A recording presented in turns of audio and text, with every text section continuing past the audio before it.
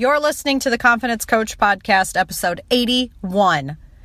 This is a bonus gift to you guys. This is the Confidence Masterclass that I recorded live last month.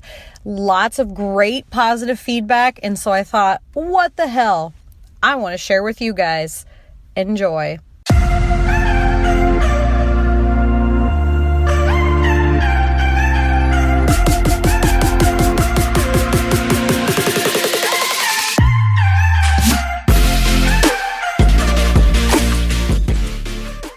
So we'll jump right in. My name is Sasha Davis. Tonight we're going to talk about confidence. This is the Confidence Masterclass.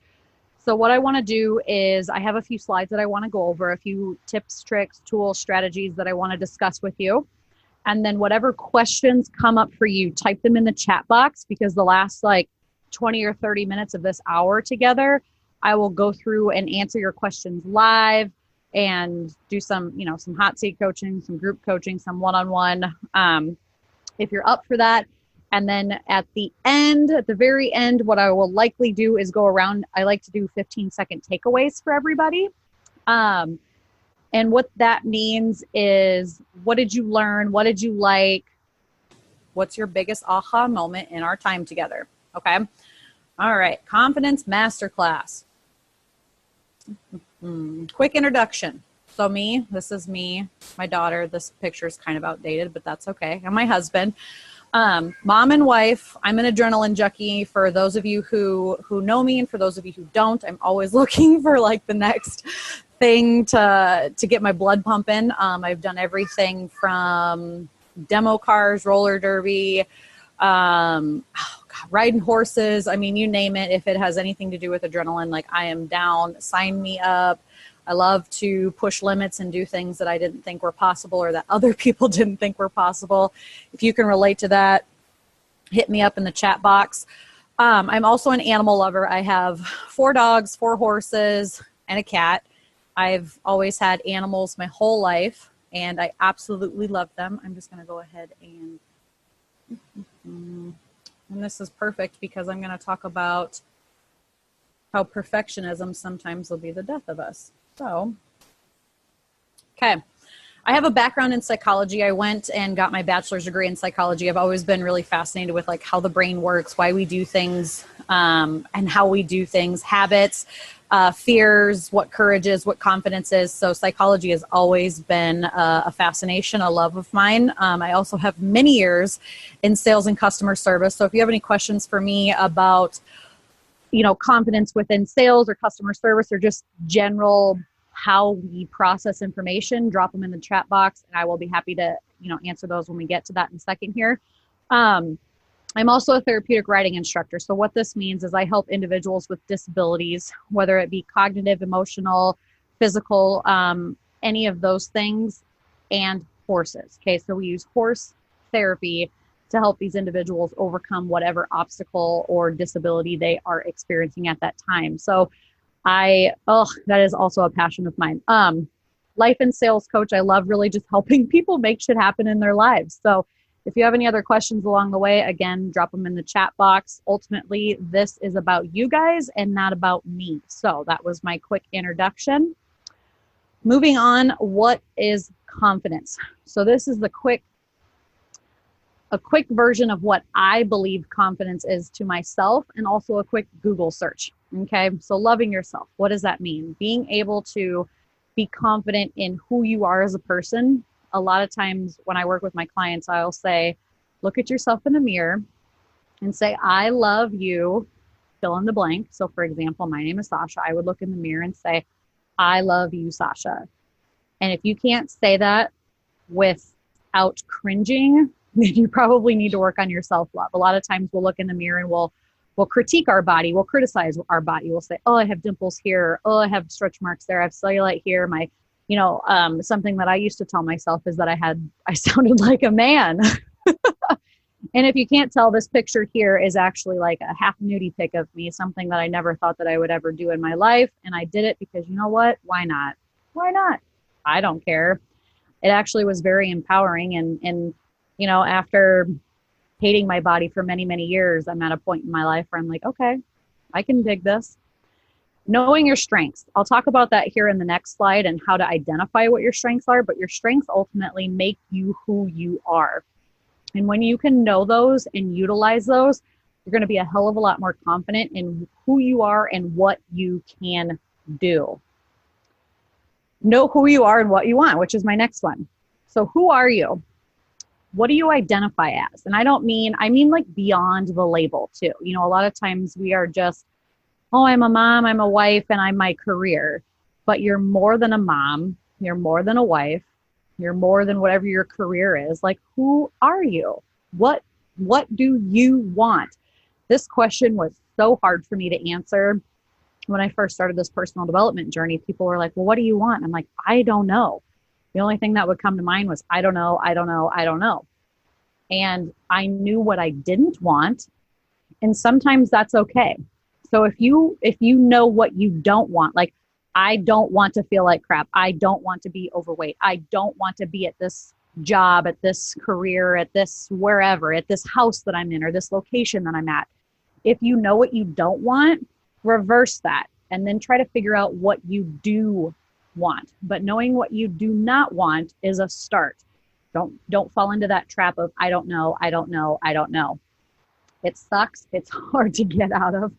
And it's nice to have somebody that's like, you do know, look inside you, figure it out. And sometimes it's just asking the right questions. Speaking your truth. We hide behind bullshit stories, excuses, masks. We say one thing, but really feel another. If you can relate to this, type in the chat box, because I, for so long, was like, haha, everything's fine, especially at work, at my corporate job that I left a couple, 3 years ago now, 2 years ago. You know, you would go into these meetings or you'd be in these situations and you're like, nope, it's fine. And you convince yourself that everything's fine, but on the inside, something feels like it's missing, or something feels like it's off, something feels not right. And so I just want to ask you, are you speaking your truth? Are you genuinely saying what you think and what you feel, or are you afraid of what other people might say or how they will react? Or sometimes we're scared of making people uncomfortable, right? Like, we don't want anybody to walk around on eggshells. We don't want to rock the boat for fear that something might happen. And that is a very lack mindset. It's a fear-based way of thinking. And when you can just be confident in who you are and what you have to say and what you have to offer the world, speaking your truth is going to go a very, very long way for you. And this leads into the next one, is that you're not afraid to show your weaknesses. And when you can identify those weaknesses, you know, I'm going to do air quotes here, like weaknesses, you can actually utilize them as your strength. Okay. So when you identify those weaknesses, you can do one of two things. If it's something that you want to work on, educate yourself, find people to help you, spend the time to do the thing, to learn how to make that weakness a strength. For example, if you suck at push-ups and you want to be really good at push-ups, you're not just going to, wish and hope that you're going to get muscles and do push-ups someday. Like, you have to do the work. You have to build the muscle. You have to build the strength to be able to do that number of push-ups that you want. Sorry, it's dinner time in the other room, so you might hear my husband and my daughter. That's just real life, which, again, we'll get into perfectionism, because there's a lot of people I know that wouldn't even do a webinar with their kids or their husband home. And this is just life, guys. So, and then the other part of the weaknesses is when you know what your weaknesses are, and if you don't necessarily like those things, you can delegate those tasks. So for example, I hate cleaning my house. I absolutely hate it. I don't like cleaning my house. And I also don't like emails. Like, I love emails, but I don't like writing them. Like, they're very time consuming, right? So two things that I delegate that I would consider my weaknesses are cleaning my house and email marketing. So a lot of the emails that you guys see from me are my words, but I have somebody put them together for me, because honestly, I don't enjoy that techie side of things. And just like cleaning my house, like, I would rather, pay somebody $40 to come clean my house every other week than spend the 4 hours in doing it myself, right? Like, there's other things that I can focus on that are a strength for me where I can delegate my weaknesses. And so, not saying that you have to like hire people to come into your house. If you have children, or if you have a husband, or if you have a partner or whatever, like you can delegate tasks to other people too. It's not just about hiring people. Okay. Next thing I want to talk about is being afraid to fail. I think a lot of people get stuck on this, myself included. I was always, oh, what happens if things don't work out? What happens if this doesn't happen? What happens if that doesn't happen? What if so-and-so tells me no? Or what if I fall on my face? Or what if I don't complete it the way that I want? All of these stories, right? And so I just have to, what I like to do with my clients is I have them envision themselves as a 5-year-old, right? As a 5-year-old, or even less than that, even like a baby who's learning how to crawl, learning how to walk. You fail at everything before you succeed. And I know this is a hard concept to grasp at first, because everybody's like, oh yeah, I bet it's easy for you, da da da da. But when you get used to failing, it becomes natural, and you're just like, okay, well, now I know how not to do something, and I can practice it more and more. So back to the toddler, for example, the baby, you would never put them down and say, oh, 1-year-old, what a shitty person. You can't walk right away, because they couldn't just walk, right? No, you help them, you encourage them. You say, it's okay, try again, get up. Yeah, you got this. You're headed in the right direction. And so I want to have you envision yourself as that 1-year-old, as that toddler, as that 5-year-old that's, going to school or trying out for a new sport. You would never tell that younger version of yourself that you suck and that you're a failure and that you should just give up and why you should even try. And if you would say those things, then you probably need to seek a therapist. And coaching is not for you. Anyways, that's neither here nor there. Don't be afraid to fail. Don't let that slow you down, because every successful person that I have ever met, and even myself, success is determined based on what your definition of success is. So my definition of success and say Jennifer's definition of success will be very different. So that's the other thing. Don't base your failures and your successes on somebody else's definition, right? It's just like beauty. You may think a man with long hair is attractive, while somebody else thinks a man with with no hair is attractive. Neither is right, neither is wrong. It is a different point of view, and that is okay. This goes back to knowing who you are and what you want, okay? Next, not seeking approval from others. How many times have you waited for your parents, your coworkers, your boss, your friends, somebody to notice what it is that you're doing?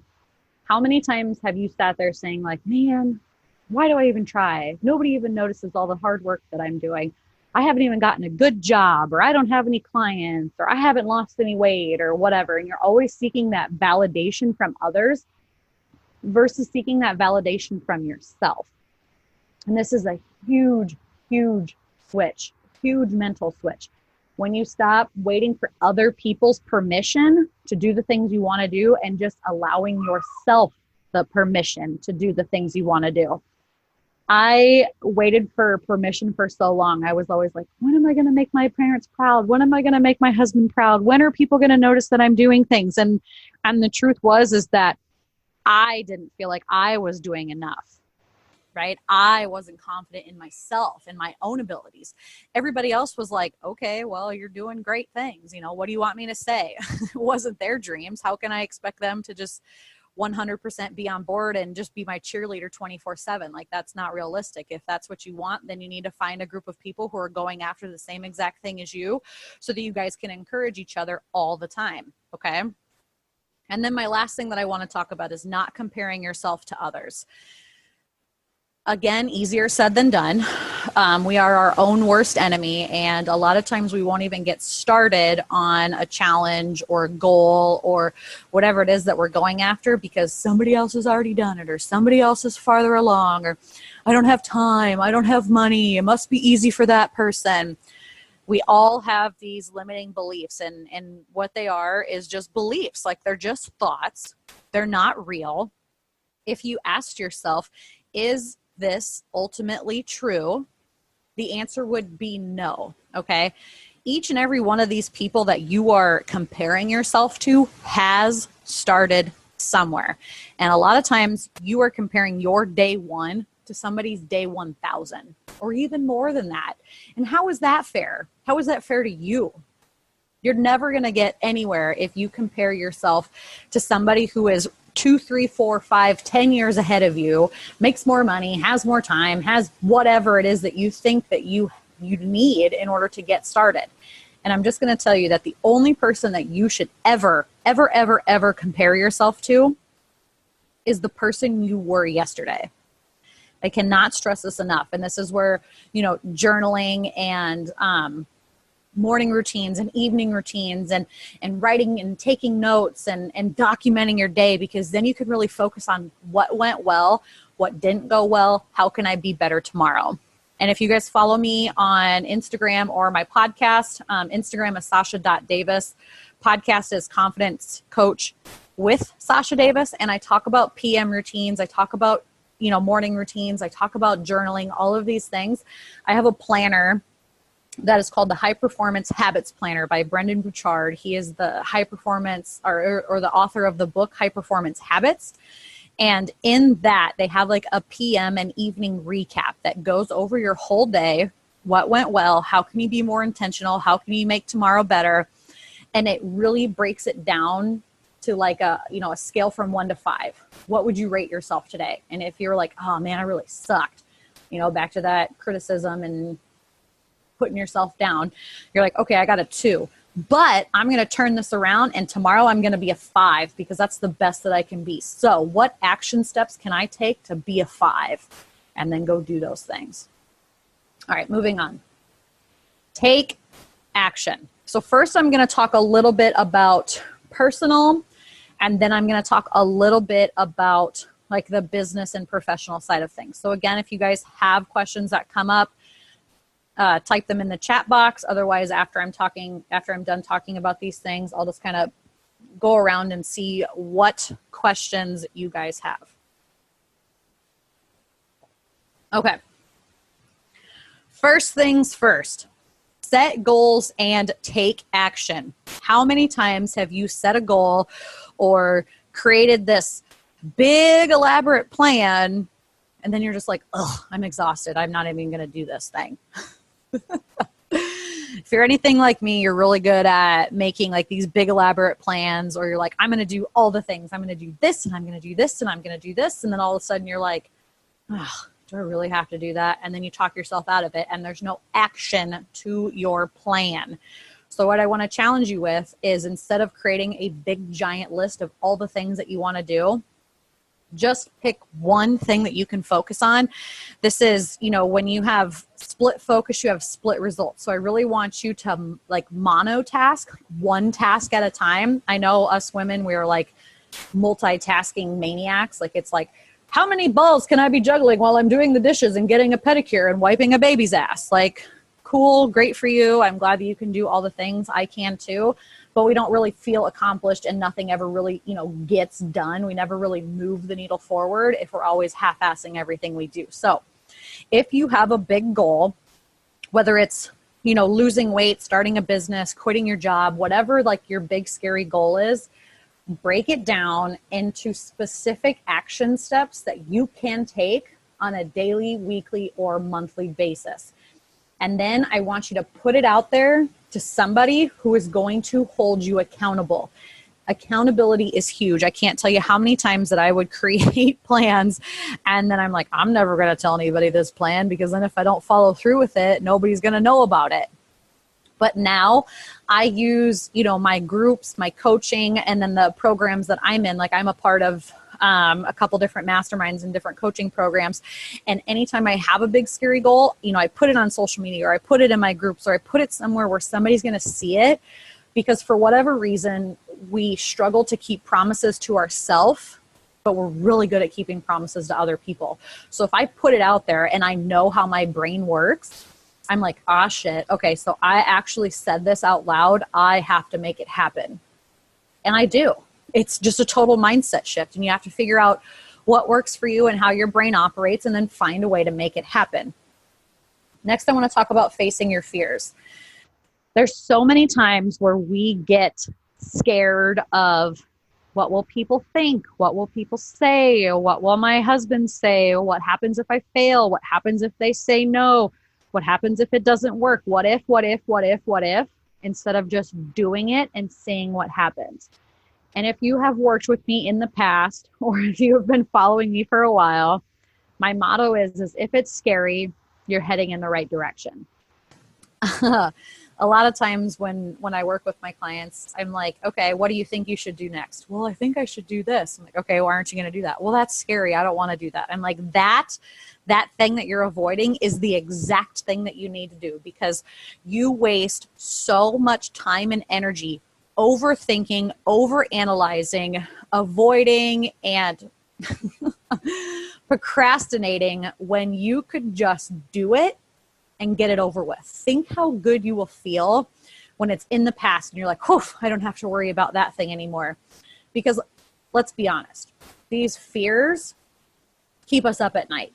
They interrupt our sleep. They cause anxiety. They cause stress. They cause overwhelm. And we're like, how can I do all of the things, right? So if it's scary, my suggestion for you is to do it. And if you're struggling with this, a book I recommend is Mel Robbins' 5-4-3-2-1, or it's the 5-second rule. I lied. Mel Robbins' 5-second rule, what she talks about is 5-4-3-2-1, go. And which means that you have 5 seconds to take some forward action towards whatever it is that you're doing, creating that momentum before your brain defaults to the negative and talks you out of it. Think about it. You're like, oh man, I should really go sign up to the gym. And you're like, yeah, I'm going to do it. And if you don't go do something in that direction, you're going to sit on the couch and you'll be like, well, maybe I'll start tomorrow. Well, maybe I'll start Monday. Well, maybe I'll just start April 1st. That's a good. And then before you know it, it's like 5 years later and you're 50 pounds heavier and you're like, where the fuck did the time go? Okay. This next one comes up all the time. This is something that I talk about almost daily, and that is done is better than perfect.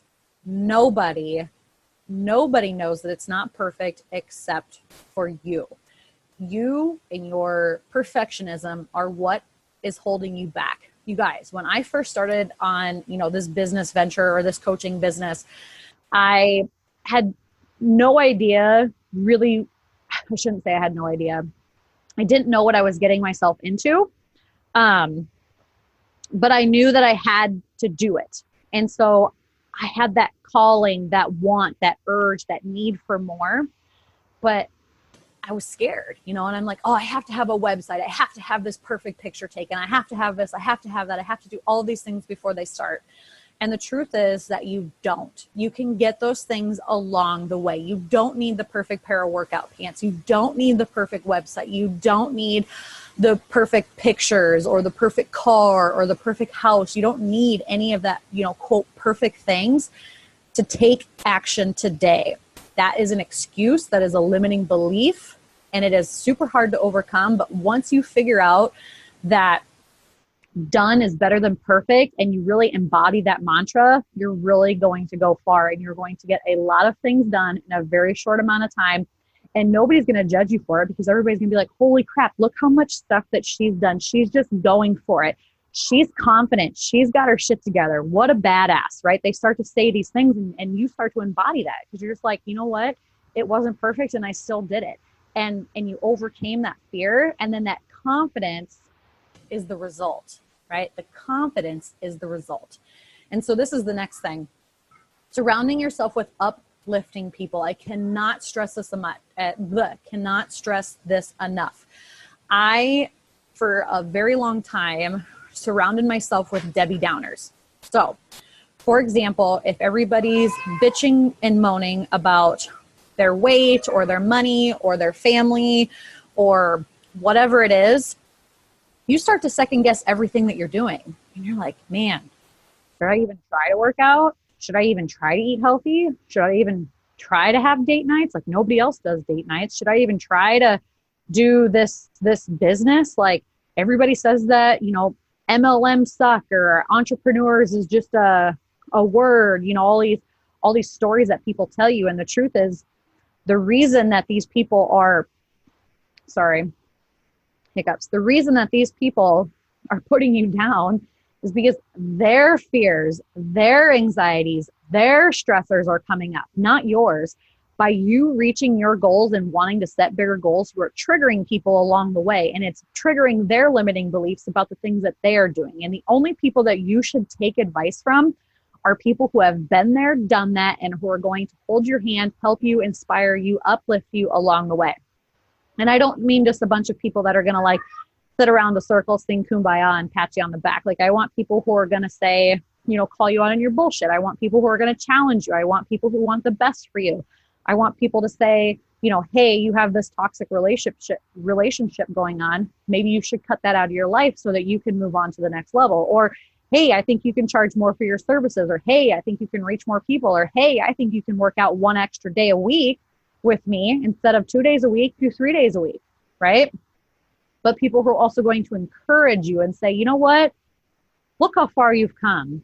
You're awesome. You're killing it. You're doing so well.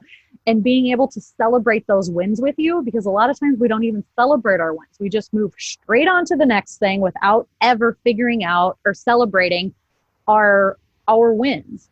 And that in itself is an entire different topic. But you want to surround yourself with people who are energetic, uplifting, and who love you and accept you for who you are while challenging you to become a better version of yourself. And if you don't have these people in your life, find them, Google them, search them, look for them on Instagram. Hell, ask me, maybe my group is a good fit for you. If not, I know tons of people who have groups and offer groups that might be a perfect fit for you too. And I will totally give you that warm lead, that reference. I'm all about helping people. So if I can help you figure out whatever it is that you need in your life, by all means, let me know. I'd be more than happy to do that. This is the next one. And I talked about it a little bit in the beginning, and that's saying I love you to yourself in the mirror. Easier said than done, but give it a shot. This may take you a week. This may take you a month. This may take you 2 years, like it took me. I still say it to myself. I tell myself in the morning, you're beautiful, you're smart, you're funny, you're a badass. I love everything about you. And when I first started doing it, I wanted to break the mirror because I hated everything about me. I was like, I would always tell myself, you're fat, you're ugly, you have crooked teeth, you have a butt chin, nobody likes what you have to say, you sound like a man. Like, I'm telling you, I would say really, really awful things to myself. And how is that being confident? Like, how is that self-love? How is that going to really get me anywhere in life except for in a very depressed state, and I don't even really like to talk about depression a whole lot. That's another story. But I promise you, start trying to say, I shouldn't say try, start saying I love you in the mirror. And if you're looking for an additional resource on this, Louise Hayes has a couple of books on Amazon, how to heal yourself, how to heal your body, maybe. And she talks about a lot of affirmations and actions that you can take to overcome the self-sabotage and the terrible things that you say to yourself. And that was a big game changer for me. It was really following that book chapter by chapter, but it's Louise Hayes, and I'm pretty sure it's Heal Your Body. If anybody knows what book I'm talking about, drop it in the chat box or drop the link. I know I've referenced a lot of books and a lot of resources, so I will add these in the email when I send the recording out for you guys. Next, shoulders back and smile. And I know I'm kind of hunched over right here right now. I don't really like to be in this position because it is not a power pose. And if you want to learn about power posing, I have another book recommendation for that. But Tony Robbins is also really big into like power poses and power stances. And that's basically making yourself stand. For me, it's like making myself stand like Wonder Woman, like your tummy's tucked in, your shoulders are back, you're able to breathe easily, your head is up, you're looking at people in the eye, and you're smiling, you're faking it until you make it. So you can actually trick your body into a positive, confident stance And there's even been studies done that like out in nature, right? Like if you were to walk up on, I'm not going to say a bear, but let's say you walked up on like a dog or a deer or I don't know, a raccoon or something, right? And you're like hunched over, oh my God, oh my God. Like that's not a powerful stance, right? That doesn't look confident. That looks weak. That looks scared. That looks afraid. That looks nervous. But if I'm like standing like, don't mess with me, coon, and you got your shoulders back and your voice is prominent and you just have a power stance. Look up power poses. I mean, even slap it into the Google machine. You'll find a lot about power poses. And it's fake it till you make it.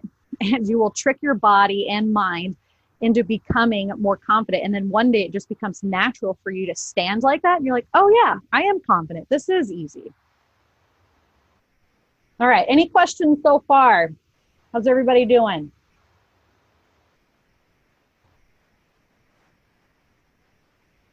Good. All right.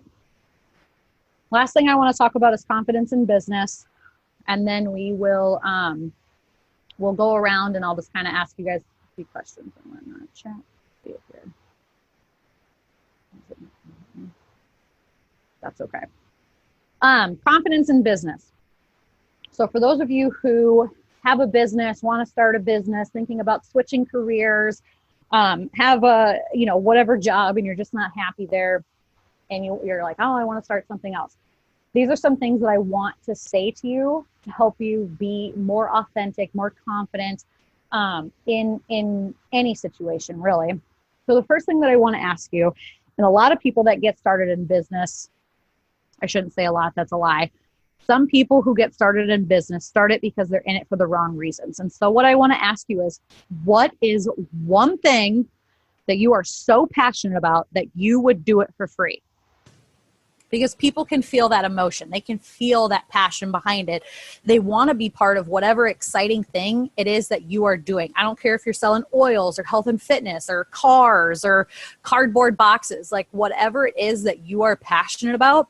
When you bring that passion into your business, people want to work with you because you are so passionate. You're confident. You're like, you have a problem. I have a solution. I've been there. I've done it. Let me show you the way.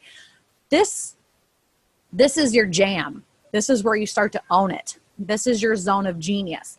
And if you're in a business or a career or you're starting a side gig and you're not lit up about it and you're like, ugh, I hate talking about this stuff. I don't even like using the products. I wouldn't even be using this stuff if I wasn't making money. You need to start, I shouldn't say you need, I suggest that you dig deep and figure out what it is that you are passionate about. And if you don't know, find somebody who can help you figure out what you are passionate about. Because when you find that passion, you start to feel fulfilled. You start to feel that joy. You start to feel that sense of emotional freedom, financial freedom, time freedom. That's where that happiness comes in. And I used to get so triggered by the word passion and purpose a few years ago. People are like, oh, find your passion, find your purpose. I'm like, shut up already. But it was because I hadn't really found something that I was super passionate about. So when these people talked about their passion, it triggered me. I would get so angry because that's my go-to, anger. And you guys will figure out that everybody has like a trigger emotion, whether it's anger or, fear or crying or yelling or whatever it is. Mine was anger. Like I would get so angry when people would say these things. But I finally found something that really lit me up, and that's helping people overcome fear and find confidence within themselves. And when you can have that inner confidence, it radiates to all areas of your life. It radiates to your personal goals, your business goals, your family goals, your financial goals. Things start to work in alignment with one another. And a good example of this, because I like to give analogies, is everybody has a spine, right? We all have vertebrae that go up and down our spine. So if you sleep funny, or if you like geek your back and one of those discs is out of place, you feel it in your whole body, right? You feel it in your whole body. You're like, oh God, I can't lift my kid. I can't bend over. I can't sit down on the toilet. I can't do any of these things. Everything hurts because that one thing is out of alignment, and you have to work on it to get everything working together again. And when everything works together, that's where you get that ease, that flow, that joy, that sense of, oh my gosh, things actually do work out, right? But you have to find what works in alignment with what you are passionate about, all right? A lot of women, I will say a lot of women here, I should say a lot of people in general, have this sales mask, this sales pitch. Anytime they're talking about selling something, they all of a sudden are like, hey girl, I have this and da da da da. And they have this really ridiculously high voice, or they have this really ridiculous sales pitch. And there's no relationship building. There's no questions. There's no figuring out what the person needs. And this in another sense would be called a needs analysis. So in like my sales school and things like that, you have a series of questions that you ask people to pre-qualify them for whatever it is that you are selling or offering, whether it's a product or a service or whatever company it is that you are associated with. You have to ask the right questions in the right sequence to figure out if it's something that that person could even benefit from. It is a huge pet peeve of mine, and I'm sure it's a pet peeve of yours. Put it in the chat box if it is. When somebody just sends you a message and is like, hey, I have this great product. Do you want to try it? And it's like, what if I'm allergic to that product? What if that product doesn't pertain to me? What if that doesn't fit my value? Like, you're not even looking into who I am as a person. And so I want to challenge you to build a relationship versus just build, off of a product or a service. And again, this comes from a place of desperation. When people are just coming off as like, sell, sell, sell, sell, sell, you sound desperate. And nobody buys from a place of desperation. Versus if you try to get to know somebody and you're like, okay, what is it that you need? What is it that you want? Do you have any pain points? Is there something that I can help you with? What have you tried in the past? What's worked? What hasn't worked? What do you think you need? What type of support? What type of product? What would be ideal? You start asking these questions and people are like, oh my gosh, they're really listening. Because guess what? You are. And I know that I'm talking a lot in this webinar. If this was like a sales call, I would be doing almost zero talking. I would ask a question and I would shut up and listen, because we struggle to listen more than we talk. And again, I know that sounds like very counter what I'm doing right now because I'm teaching.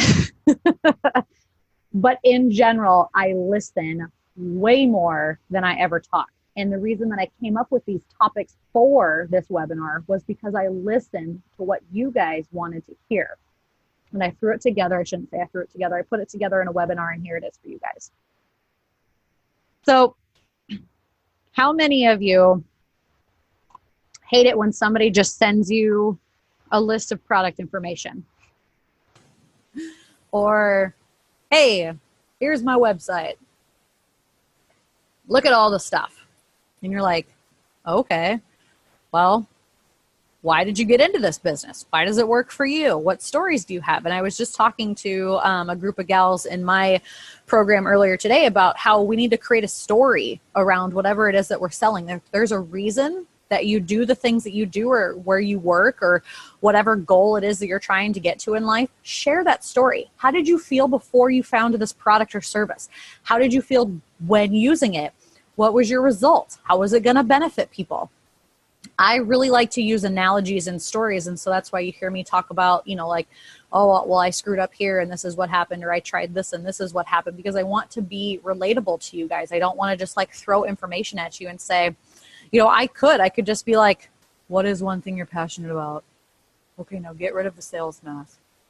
Okay. How about 5 things that make you, like, I can say those things, but it's not, I like to put stories behind them, because then you guys attach emotion to the story and you remember how that made you feel, right? There's a lot of times where we don't actually remember the strategy, but we remember the story and we remember the emotion behind it. And a lot of times, think back to somebody that you may have worked with 2 years ago, 5 years ago, hell, 10 years ago. You probably don't remember a lot of the conversations that you have, but you remember how that person made you feel. Think of like when you bought a house or bought a car and you had a really good experience. You probably didn't remember all the sales jargon that the people were talking about, but you remember how they made you feel, whether that was good or bad, and you carry that emotion with you, okay? So share stories, share more stories, not so much information. We're all storytellers if we try. Next thing, don't get stuck on perfectionism. I talked about this before. I'll talk about it again, all right? You're going to miss 100% of the shots that you don't take, so just do it. Just find a way to take a deep breath and submit that post. Go to the gym, ask that person out. Do whatever it is that scares the shit out of you. Just go for it. Like, what's the worst case scenario? Probably not that bad. And then go ahead and ask yourself, do the Byron Katie work and say, and if you don't know what the work is from Byron Katie, go to byronkatie.com/the work, or maybe it's the work/Byron Katie. And it talks about, is this true? It helps you identify what your limiting beliefs are. Okay. Done is always better than perfect. And then I want to challenge you to come up with 5 things that make you unique. What are 5 things that make you unique? This goes back to the first thing where we talk about the strengths, but uniqueness is a little bit different. So when you're talking about like business and relating to people, if you're a mom who has had a C-section, like that would make you unique. If you're, I talk about roller derby, I talk about demo cars, I talk about horses, I talk about living in the Midwest, I talk about, different things that make me unique because I work with people all over the country, but they resonate with the small town, or they resonate with my love for dogs, or my love for horses, or my love for adventure, or, maybe there was a certain something that happened to me when I was younger that I shared, and they're like, oh my gosh, like that happened to her too. So your uniqueness will attract your tribe. Like people will qualify themselves into whatever it is that you are selling or offering, whatever your message is, based on what is unique to you. So I want you to come up with 5 things, more if you can, but at least 5 things that make you unique. Because think about it. How many realtors are out there in the world, right? There's probably a ton, but you find one that works for you and you're like, okay, I really like this person because this, and this, right? You could go to just about any realtor, and maybe you do, I don't know. But for me, when I pick people, I want them to be relatable to me. I want to be able to have a relationship and have a conversation and be like, oh gosh, we have lots of things in common, right? And just like health and fitness and gyms and restaurants, like there's restaurants in every corner, there's gyms all over the place. But you find what works for you based on their uniqueness, or their, maybe you're looking for value, maybe you're looking for one-on-one support, maybe you're looking for something that's close to home. Like you find the things that you need and then you go there. So once you find what makes you unique, people will search for that, and that is your superpower. Don't ever forget it.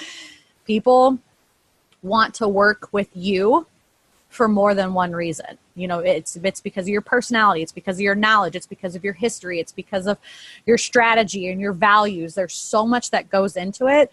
A lot of this information that I'm giving to you guys is, you could probably look it up on the internet. I don't know. I'm sure it's out there free somewhere. But you work with people just like me. Like I wanted to work with specific people. So I went and found those people and invested in whatever products or services they had to offer, because I wanted the product because they loved it so much and it made such an improvement in their life that I wanted that too. Okay. And my last thing is knowledge is power. You can either self-educate or get some help. I recommend both. Do whatever works for you. Asking for help was probably the hardest thing that I ever did in my entire life. I shit you not. Like anytime that I had to ask for help or even thought about asking for help, I cringed. I was like, oh God, I'll figure it out myself. I'll suffer. I don't need anybody's help. And these are all just stories. And if you start to look at successful people in the world, I don't care what your definition of success is, they had some form of help along the way, whether it be hired help or mentors or trainings or teachings or classes or masterminds. I don't care what it is that they invested in, but they had help. They did not do it alone. I guarantee you. When I started doing more research and educating myself and gaining more knowledge about the things that I wanted to learn about, every single one of these people asked for help. And it was funny because I had an aha moment that me even seeking the information is a form of asking for help, right? Because not everybody knows all the answers. We do not know everything about everyone or about every product or service. We never will. We can just gain knowledge as we go and share it with others. But there will always be somebody who's farther along. There will always be somebody that knows more than us. And that's okay. It is okay to not know the answer. You just have to know where to find the answer and how to find the answer, where and how. Okay. All right, moving on. Before I get into questions here, we got about 15 minutes left. If you guys are interested in looking for next steps, by no means is this a sales pitch. I'm not going to get into, pricing and things and structure and things like that here. But if any of this resonated with you, I do offer these things here: monthly memberships, group coaching, one-on-one coaching. I have 2 retreats this year and also 2 live events. And if you're just like, I have no idea where to even start, like I said in the beginning, hit me up and we can talk about things that I offer. Otherwise, if there's a particular area of your life that you want work on, I have resources and people that I can get you in touch with that can help you also. So if it's not me, it can be somebody else. So don't be afraid to ask for help. I have lots of tools in my tool belt and I would be more than happy to share them with you. Okay. But all you need to do is go to sashadavis.com/apply now. You'll fill out like a little application. It'll ask you a few questions so that I can get to better know like what your needs are. And then that will get my brain turning like, okay, let's talk about this. Let's talk about that. How can I help this person? Or how can somebody else that I know help this person? Or maybe I'll recommend some more books or some online courses or whatever it is that works for you. Okay. Give me 1 second here. Do a gallery view here. Okay, so what I want to do, we got about 10 minutes left. I want to see if anybody has questions. Let's see, I'm going to look through the chat box here quick. All right, love it, love it, love it, love this. I think the book you were talking about. Yes, Heal Your Body. Yep, that's exactly it. Thank you, Jordan. All right, cool. If you guys have any questions, go ahead and unmute yourself, ask away. Otherwise, I'll leave it open for a couple minutes for you guys to ask questions. Otherwise, I'm going to go around and just do a quick takeaway. So first person I see would be Ariel. Do you want to unmute yourself quick and just give an aha moment? What did you like? What was your takeaway? Or ask a question. I really liked it all. Working with you, I know we've kind of been through some of this stuff, but it was a good refresher. Sometimes I just get caught up in everything being perfect. So like you said, done is better than perfect. So it's just kind of a nice reminder. Awesome. Well, thank you for sharing. Okay. Jordan, if you want to go ahead and unmute yourself. Yeah, kind of like Ariel said, but all of it is an awesome reminder. I really liked how when you started talking about confidence in business and things like that, you mentioned, not necessarily looking for sales and looking at people as potential customers, but building relationships with people, connecting with them so that you can give true service and then you mentioned sharing stories and not just product information. Because when I first started, on my business venture, that was something that I feel I don't know what it is, but sometimes that's what we need to share is the information, but really what people connect with is the story. So I love that you brought that up. Awesome. Cool. All right, who do we have left? Jennifer. Okay, maybe she hopped off. That's okay. Who else do we have? Oh gosh, I don't know if I'm going to pronounce this right. Tsunami? Do you want to unmute yourself and do a quick takeaway, if you can? Hi, my name is Lee, actually. Okay.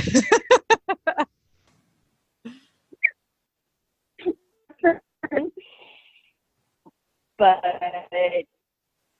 I backed up you on Instagram at It's a Process Full Circle. Mm-hmm. I've been watching you for a couple weeks now, and I think you're awesome.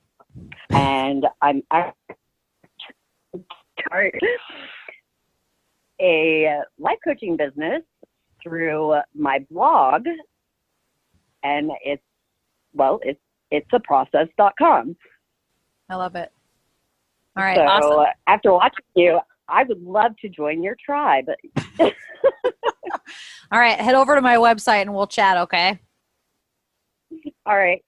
All right, cool. I think everybody else hopped off. So thank you guys for joining. I absolutely love doing these webinars. I love sharing as much information as I can. I love talking about confidence in life, in business, and sales, and all areas, because really, going back to the alignment, when one thing's off, everything's off. And when you can build that confidence muscle in one area of your life, you can use it in all areas of your life. It is really a muscle. And when you start to build that muscle, you can use that same strategy and tools and resources to build other muscles too. So I like to give analogies, but anyways, so thank you guys for hopping on.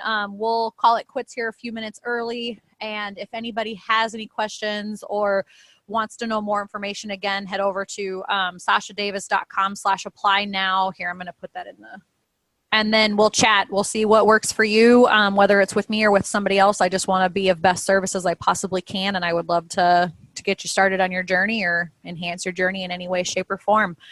All right, guys, I will send this recording out with some of the resources that I talked about within the webinar to everybody who registered. And then again, if you have any questions, just hit me up either on Instagram or send me an email, support@sashadavis.com. All right, guys. Have an awesome evening, and I'll catch you on the flip side. Take care.